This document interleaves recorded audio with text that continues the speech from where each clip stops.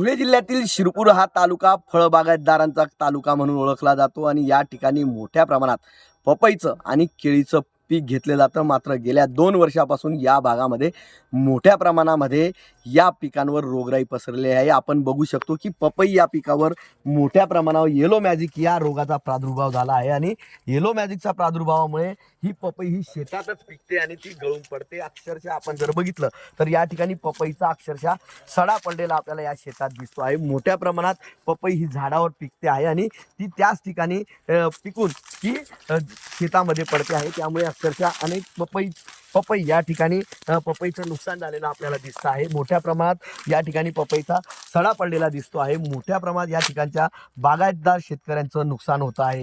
गेल्या 2 वर्षापासून ही समस्या निर्माण झाली असून यावर कृषी खात्याने कुठेतरी उपाय सुचवावा अशी मागणी होत आहे. कारण लाखो रुपये खर्च करून शेतकऱ्यांनी फळपिका घेतल्या, मात्र फळपिका घेत असताना दुसरीकडे वातावरण बदलामुळे या ठिकाणी मोठ्या प्रमाणात हा येलो मॅजिक झाला आणि त्यामुळे या भागातल्या शेतकऱ्यांचं लाखो रुपयाचं नुकसान झालं असून यावर कृषी खात्याने मार्गदर्शन करावे व शेतकऱ्याला पंचनामे करून मदत द्यावी अशी मागणी या भागातल्या पपई पीक उत्पादक शेतकऱ्यांनी व्यक्त केलेली आहे.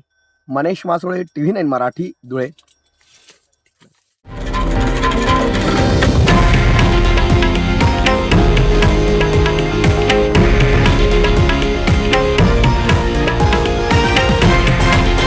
हे आहे देशातील नंबर 1 न्यूज नेटवर्क आणि आपण पाहत आहात TV9 मराठी, एकमेव.